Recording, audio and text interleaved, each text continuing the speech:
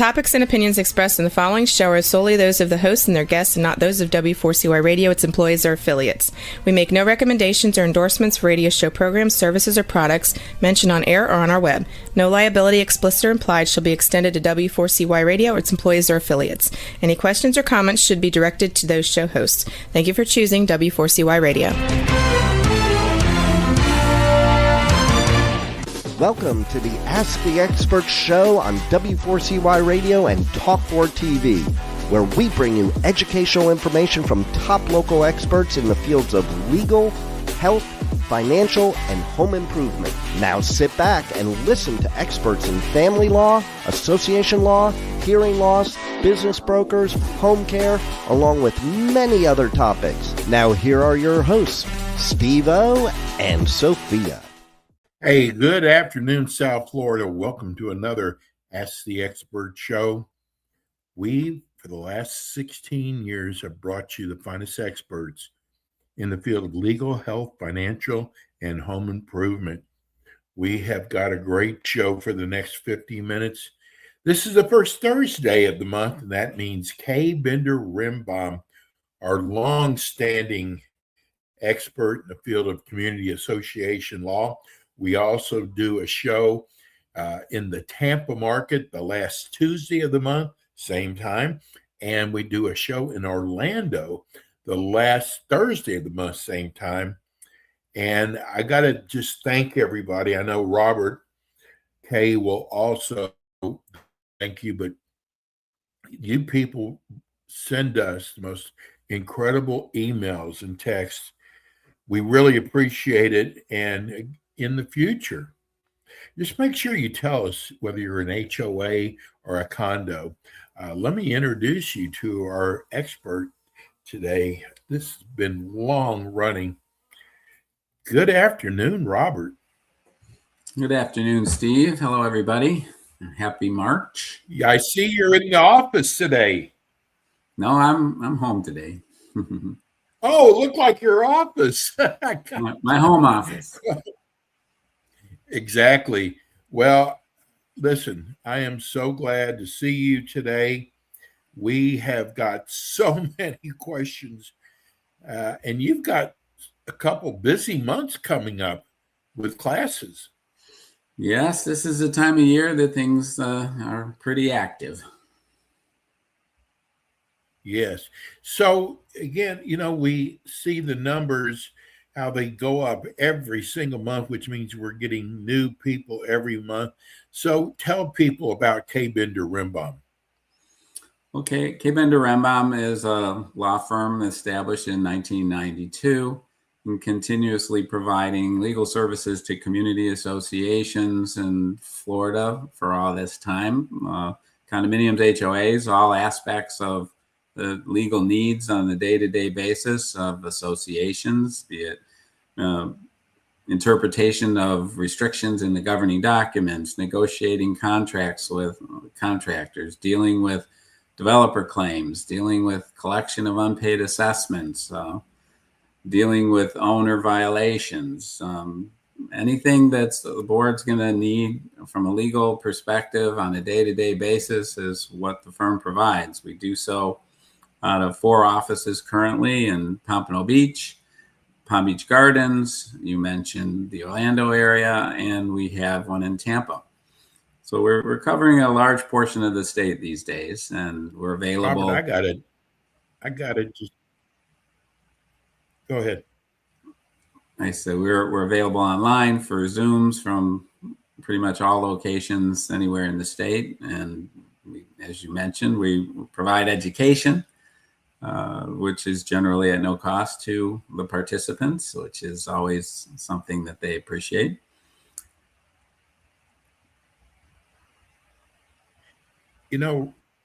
Robert, I got to tell you, you and your partners have built up such an incredible firm. Basically, all you do is community association, and most of your practice is community association law. But what you've built is just incredible. And people out there, if you're listening for the first time, if you're looking for a firm to represent you, which you should have, K. Bender Rimbaum. And let's get to the questions. We got so many of them. We never get through all of them, but we're going to do our best we can. Well, they're all good. Start off. Yeah. Yes. No, but we really appreciate people sending their questions in. First one is going to be from Ron in Delray. He said, if you're selling your condo, what disclosures am I legally required to provide? Well, this isn't a real estate show. This is a condo show, but that's a little outside the scope of what we do. There are requirements in real estate that you have to follow. There are disclosures of your governing documents. There's a form that most real estate brokers will include in the purchase contracts that outline all of those items. So it's really something that it should be pretty standard. You know, you offer so many classes. I guess one you offer a lot of are your HOA certification classes you do for condos. Yes. Here's a email we got from Penny and Davey. She is a board member. She says all of her board watches your shows each month, and we really appreciate your seminars. And she said, I love the new HOA certification classes. I'm sure you're glad to hear that. We do. Yes. In fact, we got one coming up on March 18th. Okay. Is that HOA or condo? HOA. Okay. The condo one will be on the 11th. Nice. Okay. Jim in Pompano, which is your backyard, can we ask for too much as a board in regards to support animals? Well, it's certainly conceivable that a board would ask for more than they're legally allowed to do if they're doing so without the assistance of their attorney. We always recommend in fair housing claim issues like this that the board do closely consult with the attorney before responding to any request for reasonable accommodation under the fair housing laws. It's a tricky area that you would think simple requests wouldn't be out of the question, but you can't be too intrusive. There's specific issues that you can look into, whether or not the issue involves a major life function of the requester and whether the accommodation is reasonable. And there are information that you would get from qualified medical providers, which don't necessarily mean just doctors. It could be the therapists or other similar medical providers. But the danger of asking for more information than you're legally entitled to can subject you to a claim of a fair housing violation that could result in a fine of over $10,000. So it's very important to involve your attorney in the initial stages of any such request. We do provide for our clients that wish a package that they can use for requests that contains forms to be filled out and instructions as to the limitations and the relevant information that they can go for. And that's something that they could consider looking into as well. Okay. Here is Ray in West Palm Beach. He's an HOA. He wants to know about clubs. Do our clubs have to be authorized by the board? Well, in your HOA setting, the clubs are likely going to be spelled out in the governing documents. That anything that's the governing documents provides for the HOA would fall under the HOA's purview. There can be clubs that are voluntary, that aren't open to everybody, but don't involve the participation of the association. That's something that's legally fine, but really would need more information as to what type of clubs we're talking about. Okay. Lindsay and Boca Raton, another HOA, looks like they've hired a new management company who wants all the records. How long do we have to get records to the new management company? Well, if it's your own management company that's handling your operation, I would think that you'd want to get the records to them as soon as possible so that they can get up and running and providing the services. In all likelihood, your contract with your management company should identify a time frame. There's nothing in the law that says an association has to give records to their management company in X amount of days. So that's likely going to be something in your contract. Okay. Molly, a lot of Boca Raton today. We are an HOA. Hey, Robert, we're really training these people right now. They're letting us know if they're an HOA or condo. But we are an HOA. Yeah. We only have 2 board members, and we can't get a 3rd board member. How do we get anything done to our property? We have tried so hard to get a 3rd board member. We can't get trees trimmed or pressure wash. Well, if the board consists of 3 seats and not 5 seats, then 2 is a quorum and you don't need a 3rd to function. If you have 5 seats, then you need at least 3 on there to function. So it really depends on whether or not this is a 3-member board or a 5-member board or more. Based on needing 3, I would think 5 would be the highest. The way it works in Florida is that if however many seats you have, if you have 5 seats, and then you're going to need at least 3 to make a quorum to have any business transacted. If there's 2 vacancies, you can still function when all 3 are there. The same in this instance, if there's 3 seats and there's 2 board members, they're a functional board. They can operate with 2. It's harder to break a tie, but hopefully they see things eye to eye on most of the issues. So I think that they should be okay unless there's more information they want to share. Justin in Delray Beach, I heard your show last year when you talked about Kaufman language. It's been about a year. Would you mind explaining Kaufman language again? Sure. Kaufman language comes about from a case decided by the Florida appellate courts, and one of the participants' name was Kaufman, so that's why their name lives on in infamy. The legal basis of that ruling is that in order for substantive changes in the legislation to affect an association as if it were part of their documents, the specific language of the Kaufman decision has to be included when they're subjected to the law. So the language you look for is that the condominium is subject to Chapter 718 of Florida statutes. The key language is as amended from time to time. Without that language, the law in effect on the date that the declaration was recorded is the law that applies, which can be confusing.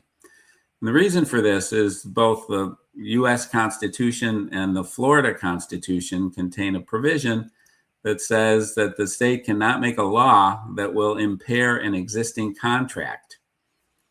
So a substantive law is one that affects actual rights of the parties as opposed to a procedural one. And it's a very technical area of the law.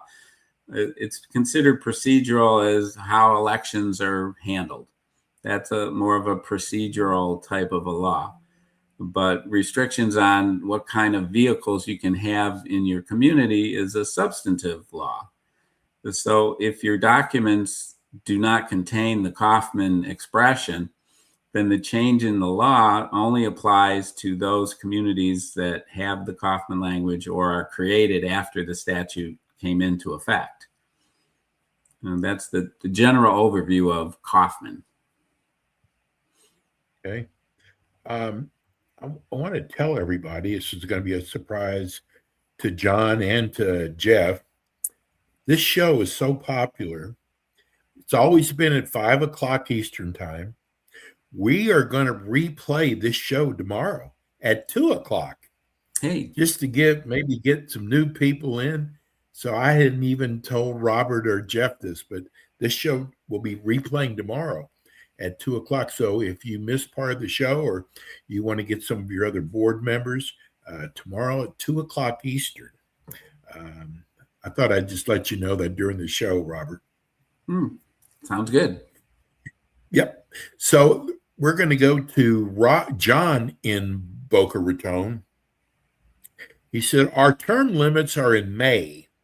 I'm a condo board member. How long can a person sit on the board?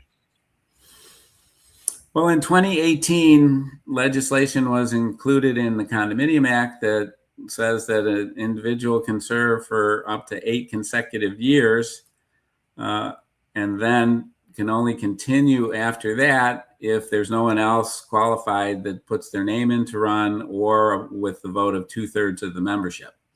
So the 8-year period started to run on July 1, 2018. So basically the term would be up at the election that comes up after July 1 of 2026.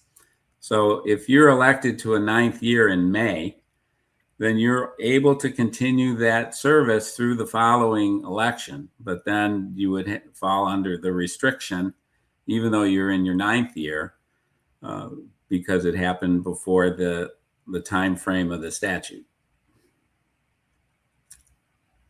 If that's clear. Yes. Here's a Miami listener, Fred. And we get a lot of questions like this. They were flooded 3 years in a row. They're researching flood control. Will that require only the person on the first floor, or does everyone have to participate? Is this considered a repair? Well, I'm not really sure what they're referring to as for the repairs that are at issue, but in general terms, it's one condominium and everybody has to pay a portion of the costs, regardless of whether they're affected by the issue. The same analysis would apply if you have a multi-level building that has an elevator and the elevator needs repair. The people on the first floor don't need an elevator, but they still have to pay their proportionate share of the cost of repairing the elevator.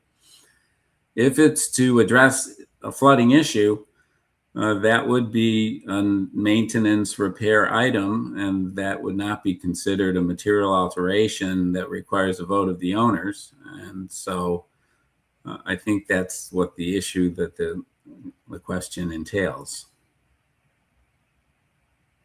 Yeah, we have a lot of people with multi-floors and only the first floor is affected. They all want to know if people on the second, third floor, if they are responsible also. Unless there's something specific in the documents that shifts the cost responsibility, which can happen, but it's very unusual on something like that. Robert in Boynton Beach wants to know, can you have too many claims where we could lose our association's insurance? Well, it's certainly possible. Insurance is a very touchy area in Florida, and depending on the nature of the claims that are being put in, the underwriters evaluate every year as to whether or not they want to take the risk that the particular association may present to it. And if there's a large number of claims, then it is not beyond possibility that the carrier will decline to offer a renewal. Or they may increase the premium to the point where it's prohibitive to use them, then you have to look elsewhere. But if you need to make a claim, you need to make a claim. You want to avoid the small ones that aren't much beyond your deductible or even under your deductible, so that you don't create a claim history.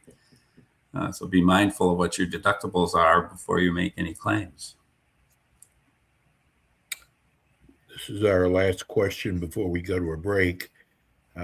Greg in Deerfield wants to know, I am a police officer and I take my car home. It's my second car.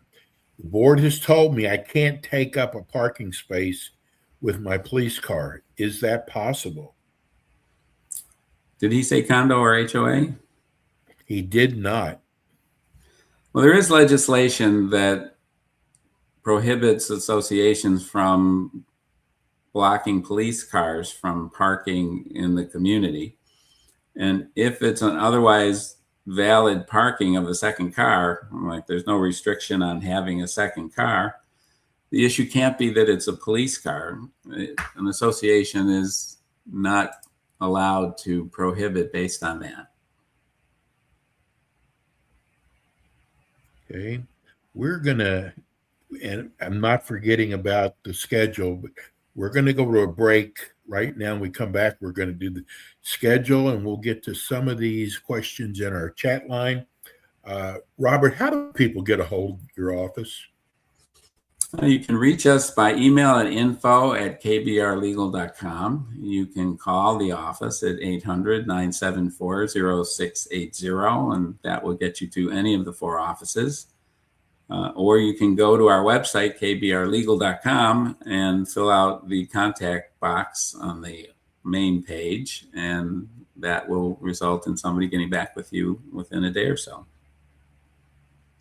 Very good. We're going to go to a break now. When we come back, first thing we'll get to is we're going to go over the schedule, and I'll get to a couple of the chat line questions. We'll be right back.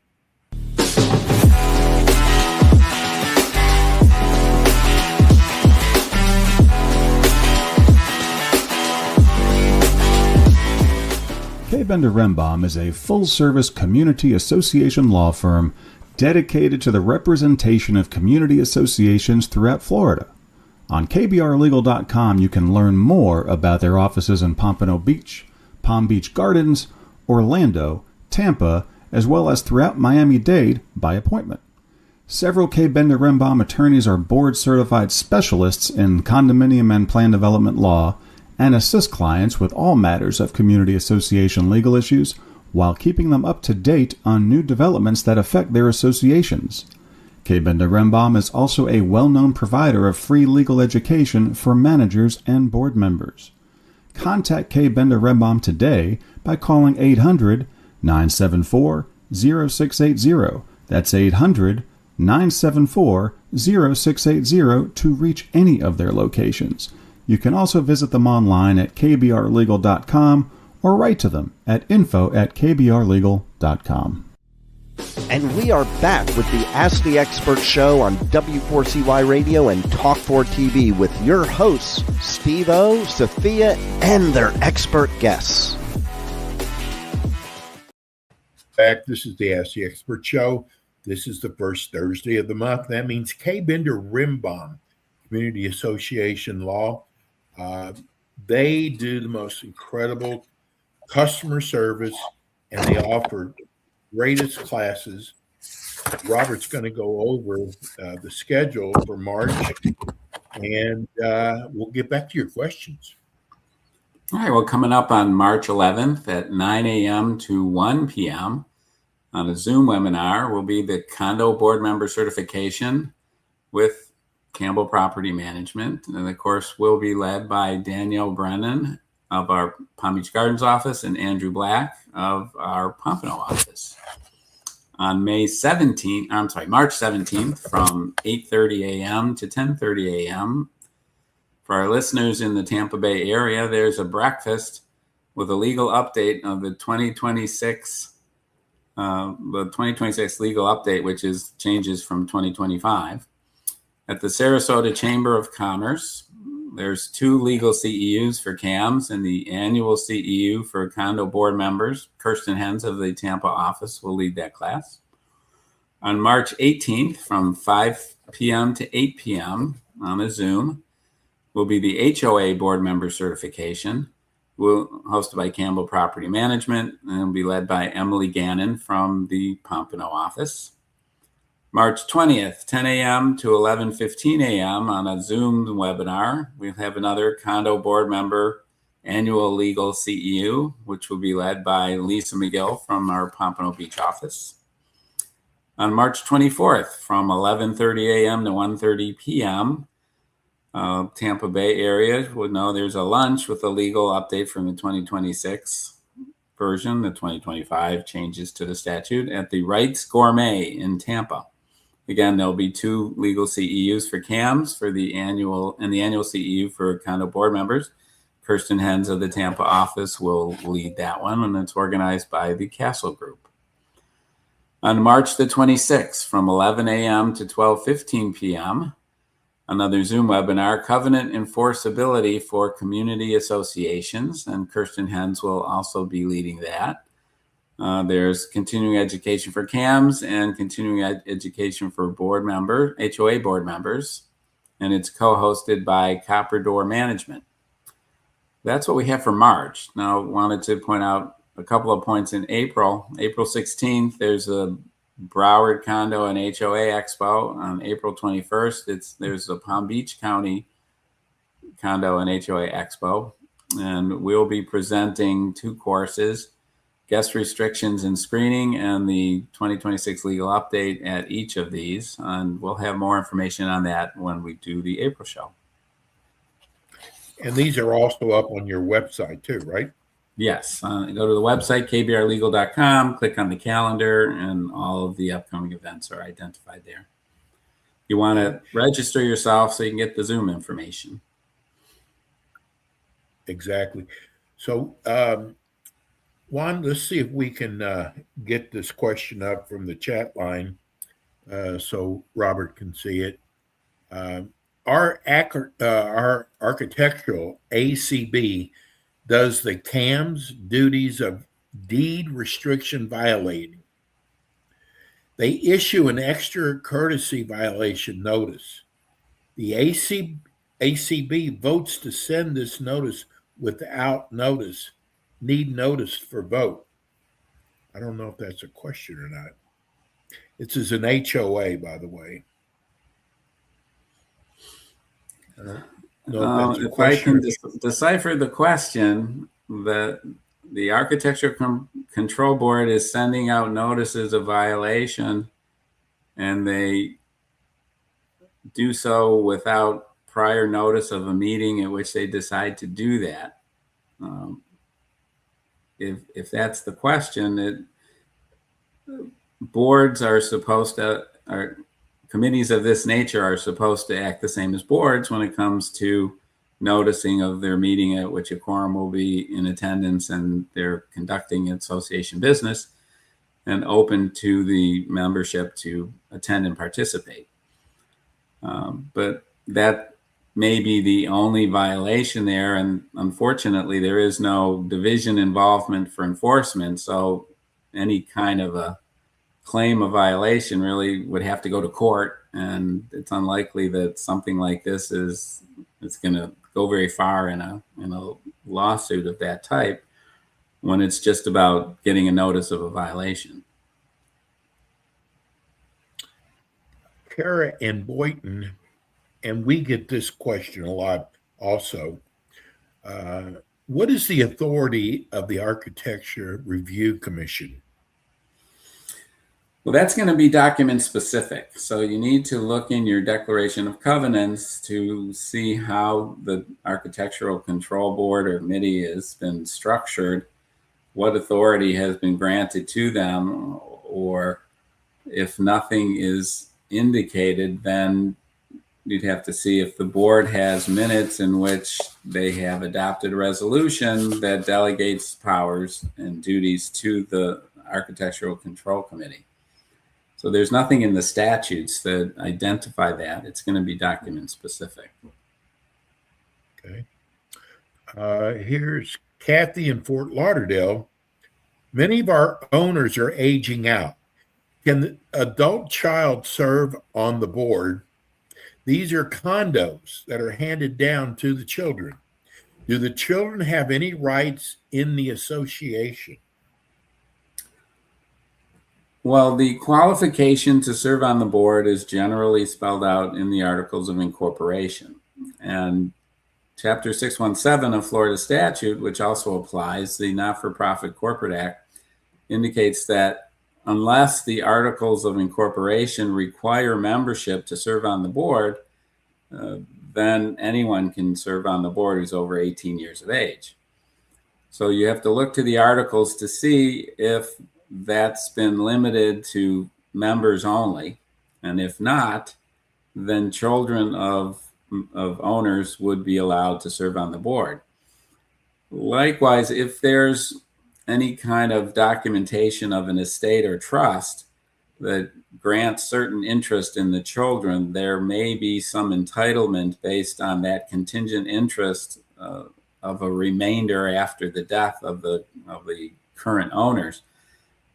But it's unusual that would qualify them for service on the board unless the documents contain specific language to that effect. So that's something that you're going to want your attorney to investigate for you in your documents. Bill in Palm Beach, our governing docs don't allow any video on the property. Are the new doorbell videos allowed?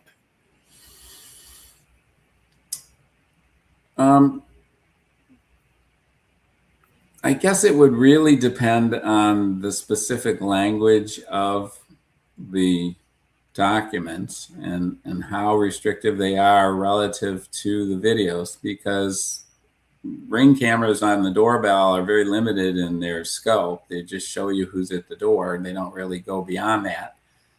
So whether or not that would constitute a sufficient violation for an enforcement action is somewhat questionable. And it's not one that I would necessarily recommend the board spend money on. Okay. Richard in Boynton, how far in advance do condo election notices need to go out, and what information needs to be on them? Notices of what does it say? Condo election notices. Election. Okay.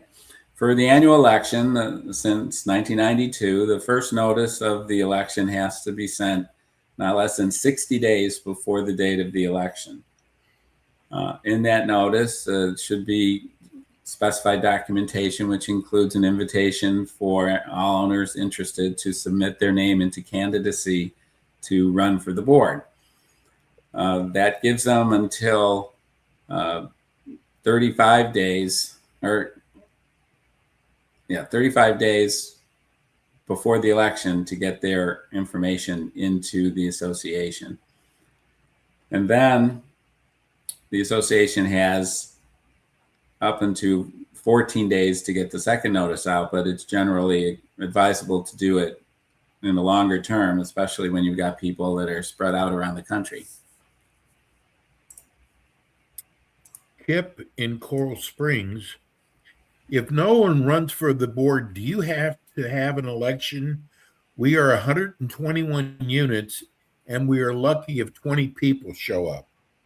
Oh, wait, I did misspeak on the last one. It's 40 days on their notice for your intent to run. The 35 days is if you want to include a written statement about yourself. So I just want to be clear on that. 40 days for your notice of intent to run. Back to 120 units and nobody wants to run. Yeah, if no one runs for the board, do you have to have an election?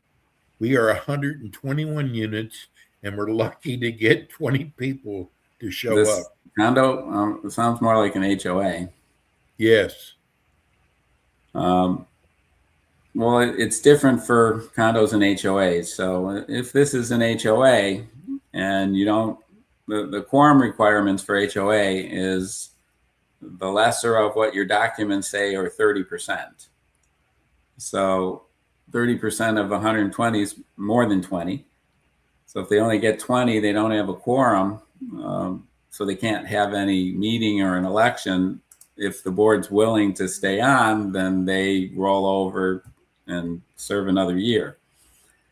In a condominium, it's different in that everything's done through the mail. So it doesn't matter necessarily how many people show up, as long as you get 20% of the owners to cast a vote and you have enough candidates to have an election.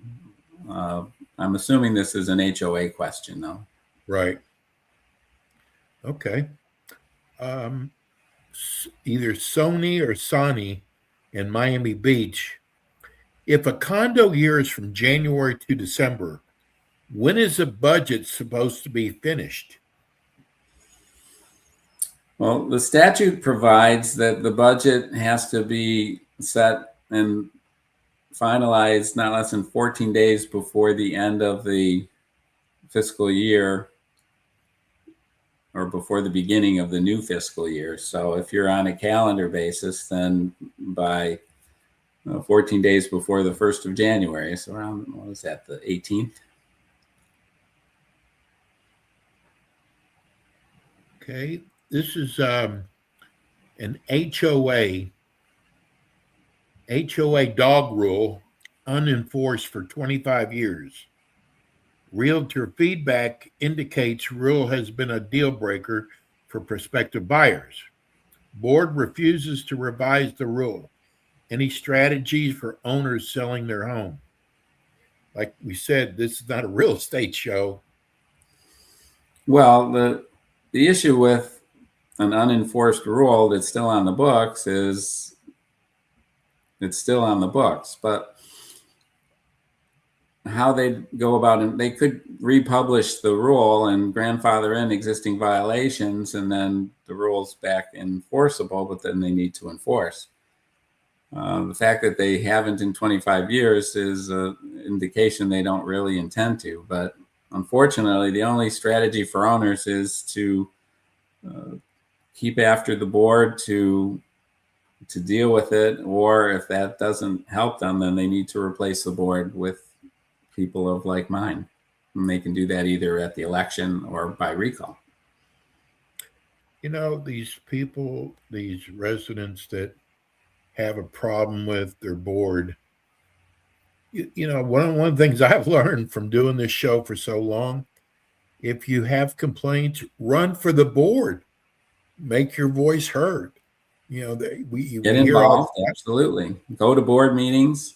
Yeah, we hear about these people who can't get enough board members, but here we get questions of people with complaints about the board. Run for the board, right? That's one answer, but you know that's a big commitment as well. Here's Carl in Delray Beach. He said, "I love your show. Our staff watches every month. Can our annual meeting be done by Zoom?" Yes, annual meetings can be done by Zoom, with the caveat that there still needs to be a physical location for people to go to and participate if they don't want to use the Zoom. So that might make it less enticing, but it is something that the statutes now provide for. Okay. Craig in Boca Raton, what does it mean to ratify a decision of a board outside the meeting? Well, decisions of the board are supposed to be made at meetings at which there's proper notice and an agenda that includes the item that's being dealt with. Another option for boards is by a written resolution that's signed by 100% of the board members, and then they can take action without having a meeting. But quite often during a month or however long there is between meetings, decisions have to be made. In such instances, yes, the board should make the decision because it's needed. And then at the next meeting, they ratify it, in which case a majority of the board members there in person or on the phone or however they do it, will vote to ratify or affirming the action that was previously taken. and that makes it official. Okay.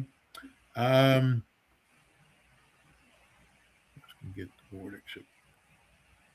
Trying to read. Some of these are hard to read. Sorry, but sometimes the current board tries to ensure no one else can get on the board except their current buddies. Well, that is a problem in many communities, and there's no good answers for that. Okay. Let's go to, let's see, John and Delray. We are an HOA. Can we do voting certification like condos?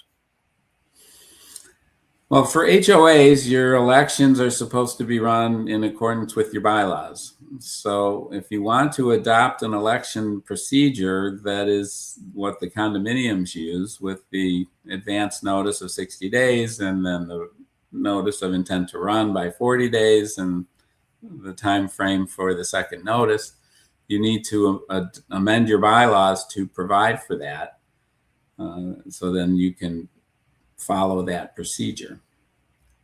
Many HOAs do it anyway, and as their management companies, or that's their mindset. And while technically it's incorrect, it would take court, either a complaint to the division or some kind of formal court action to address it. And I don't know that anybody's all that inclined to do that.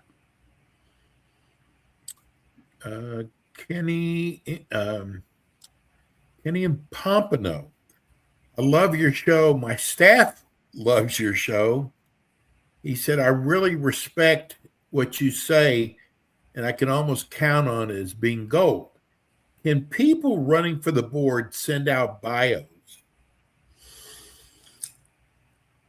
Well, nothing precludes them from doing that in the law. If they want to spend their money and send communication out to the community about themselves when they're running, they can do that.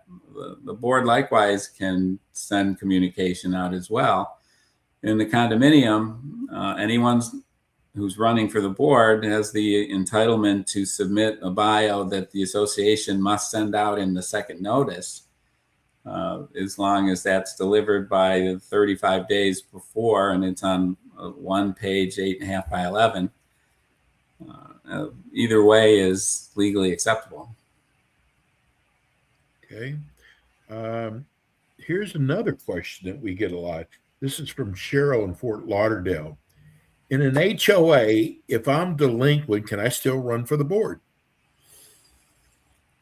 There is a provision in the HO statute that an individual delinquent is not qualified to run for the board at the point of nomination. So if you're delinquent on the day of the election and that's when that happens, technically you're not qualified to run. Okay. Sybil in Deerfield, what is the quorum at an annual meeting for HOA? If we can't get a quorum, does the old board roll over? Well, that was actually discussed a couple of minutes ago, that the statute provides for the lesser of 30% or whatever your documents provide. I've seen documents that say whoever shows up is a quorum, so they could have one person there and that would be a quorum, but that's not all that typical. Otherwise, 30% is the most that a quorum can be. And again, if you don't have enough to have a quorum and the board is willing to continue to serve, then they would roll over for another year or whatever the term is in the bylaws. Okay. Josh in Miami, he's talking about a proxy. It seems if a proxy ballot for election, not a proxy for a quorum, it seems that this means that the owner's vote is not secret. Makes no sense. Your thoughts? Well, the only time that owner's vote is required to be secret is in a condominium setting when they have the envelope and envelope. There is nothing in the law that compels in HOAs that it be by secret ballot. And a proxy, if it's allowed to be used for election, it would be a limited proxy where the owner identified, and it's been done that way in Florida for decades.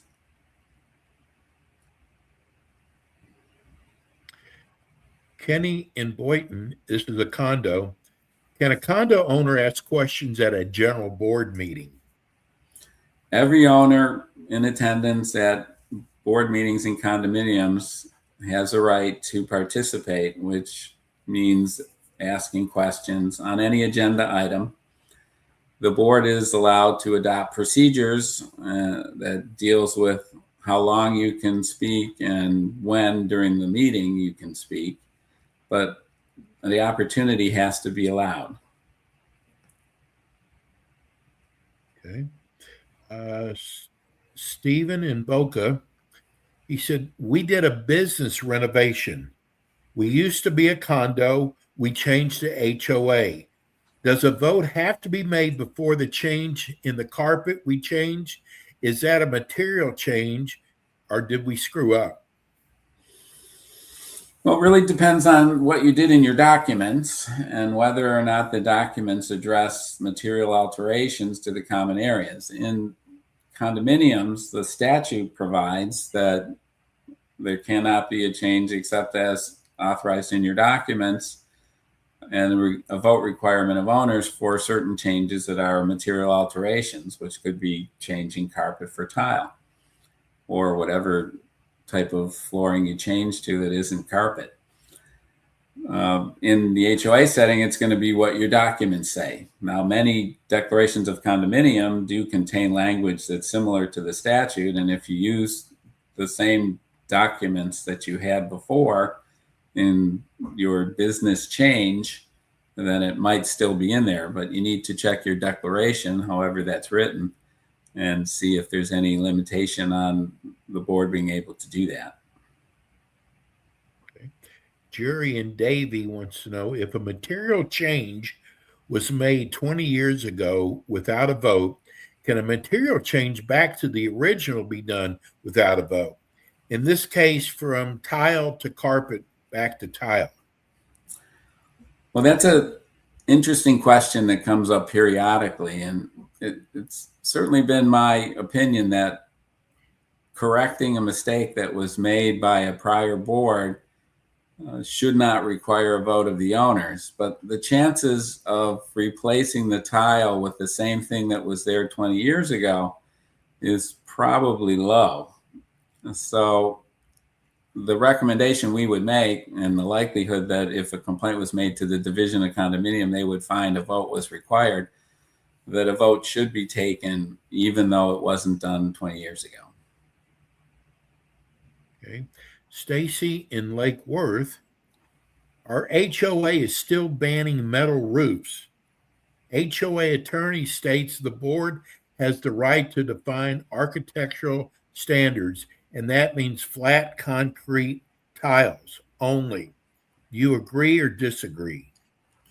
If the documents are written to give the board that authority to create those specifications or specifically provide for a limitation on the materials on the roof itself, then I agree. But and if it's just in the board, then it's possible that if enough owners can convince the board to adjust the specifications, then that should be something they could do. But it's certainly within the realm of legal possibility that what the attorney has indicated is correct.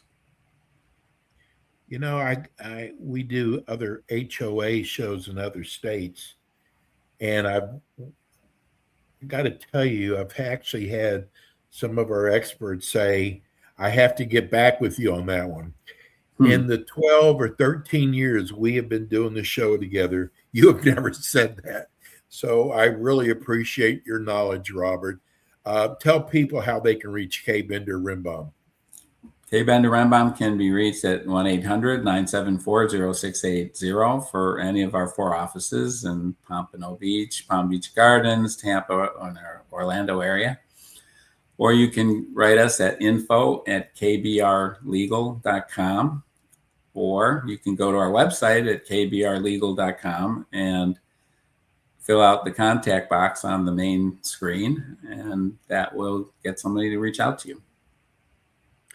Robert, sometimes I don't think I thank you enough for you and your staff. This is the easiest 50 minutes I could ever do. Flies by.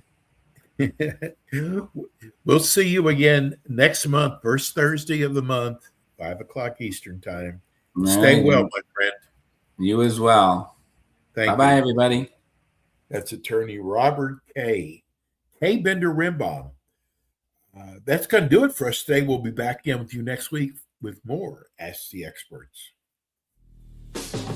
Thanks for tuning in today to the Ask the Expert show on W4CY Radio and Talk4 TV. Tune in next week and every week to hear more from our experts on personal injury, insurance, air condition repairs, estate planning, Medicare, and many other topics in the areas of legal, health, financial, and home improvement. See you next week.